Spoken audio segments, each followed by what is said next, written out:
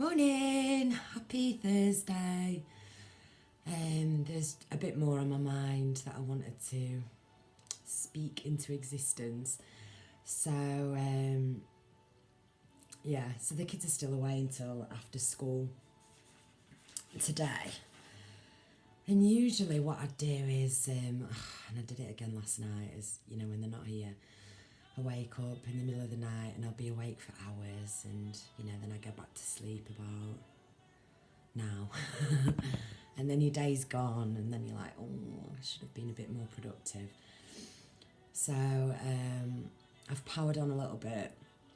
So I'm a bit tired, but again, that sort of ties into the buzzkill of time, doesn't it, that I was touching on last night. It's like concepts of time and, the way it measures and then ends a moment,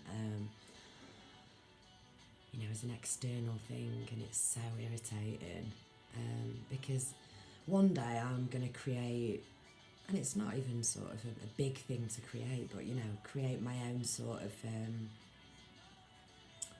clock, if you will, like when the kids are a bit older and there's less sleep deprivation and, or even if I imagine, even 20 years down the line when maybe my kids are travelling the world and living their own dreams and,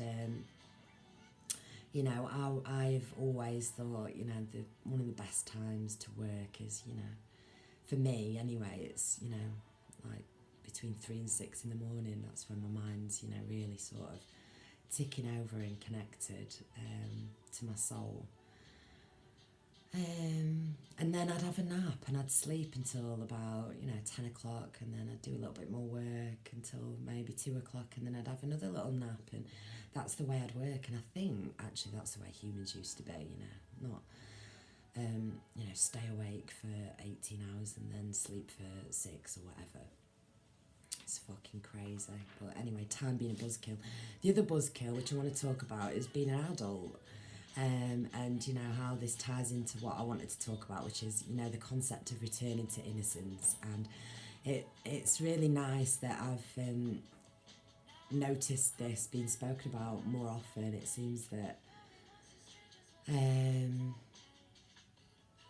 it's becoming more spoken about, the importance of this.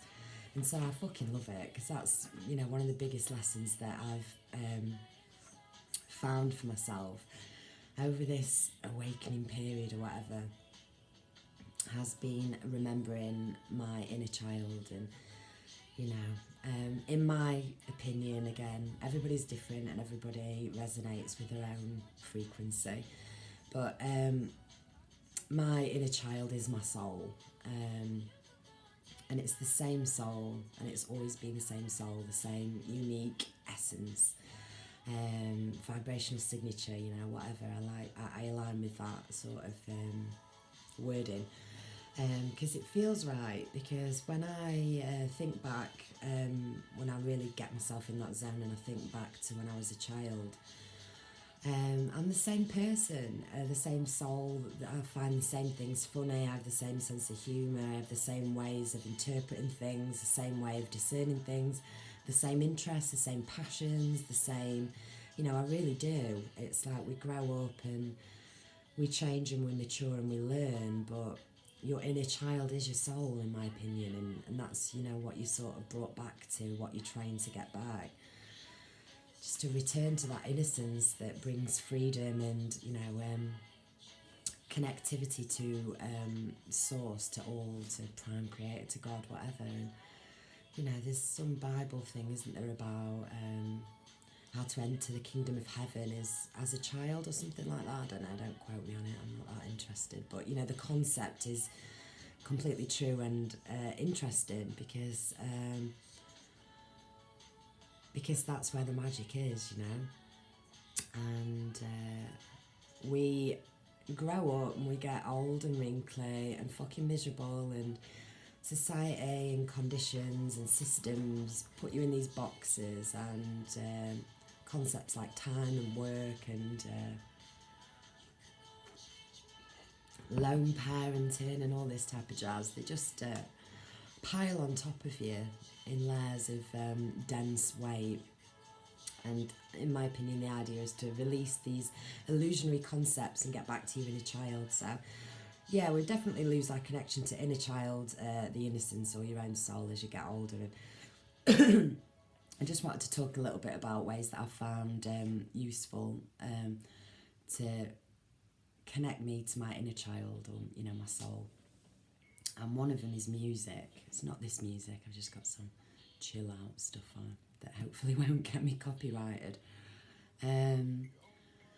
But we must have all got them, and if you haven't, your mind must work completely differently to me. But music has always been such a powerful thing for me, and a really good, easy way for me to completely get myself connected with my inner child is to pick these poignant songs. For me, I'm like a mid-80s born, so, very early 90s is when my first sort of symbiosis with music happened, and in regards to it being a poignant moment of acknowledging your soul and the innocence of you. And so I've got a few songs, like actually Return to Innocence, Enigma is one of those, and I remember where I was when I first heard that, and I remember being in difficult situations and it being on the radio or being played on a tape in the car, and just how it took me out of the illusion of denseness, dense energy and trauma or whatever, and took me straight up into, somewhere better. So listen to a song like that. I've got another one, a Mariah Carey one that I used to put on my little CD player as a kid, and I used to, when things weren't great, I used to go into my bedroom, turn it up really loud and just sing my heart out, and so that always brings back remembrances of that inner child, which is still me, same person, same everything. So that's really good. And I find that connecting to your inner child is different to meditating. It is, when you meditate, or for me anyway, when I'm meditating, I'm trying to be neutral and free of everything, to experience something else. But for me, like, connecting to my inner child is more to do with healing. And this, first sort of became clear to me when I had psilocybin mushrooms that first time, and I was transported back to, being a kid completely, laughing my tits off. The room looked like a fun house that, like, I've spoken about it bits before, but the illusionary nature of everything melted, and all I was left with was my inner child and the experience of the moment. And so since that moment, I've revisited my inner child quite often, and it's very beneficial for healing. And so if you're feeling that, try and go back as far as you can. And what I found is really good for me is to, because I've got my own kids now obviously, so it's even more powerful for me to do this type of remembrance. But it's sometimes when I look at my kids and that feeling, and you're just like, gosh, you're so innocent and vulnerable, and let me just protect you from the cruel nature of the world, and let me just encompass you in my complete love and protection. Well, then take that feeling and imagine yourself as a kid, a picture of yourself as a kid, or I can actually feel myself as a kid still. And I always seem to go back to this sort of age when, I don't know, between 4 and 8 or something, where I had this long, scraggly, strawberry blonde hair. I was like Mowgli from the Jungle Book, I used to wear football kits and stuff like that. I was very tomboy. And I can picture myself now, because I look a lot like my little boy as well. When I was a kid, I looked a lot like he does now. And I can just see myself, and I feel myself and feel empathy for that inner child of me, and that, oh gosh, come here. And if you want to get even further into the healing, think back to traumatic moments, and try and sit within that remembrance or that playback, but from your fresh perspective, your freedom now, but you know, relive that and understand things, and it really seems to be very beneficial for me in a healing aspect, you know. So dig deep into that, and it's really amazing. But I think, you know, aside from the healing, that's where the magic is, you know. That's the innocence. That's what we are all trying to return to, the innocence, where it is conceptless. It's just a moment of experience. Like, I had one the other day, and I was walking through the woods on my own, you know, and that's not happened for a long time.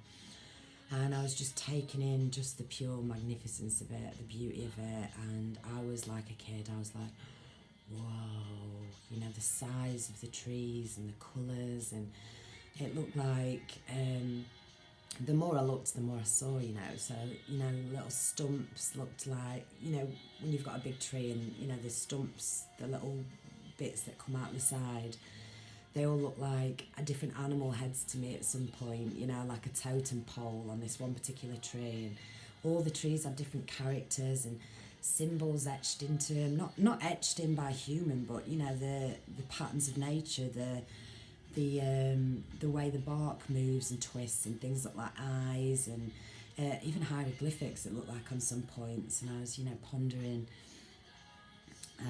you know, the origins of symbology, and, you know, how they could have literally just stemmed from a tree, from the woods, from nature, because it's all there. And anyway, so I was in this moment, and I was thinking, there's nobody here as well. It was just like a dream. It was like I'd stepped into a dream, and I was like, whoa.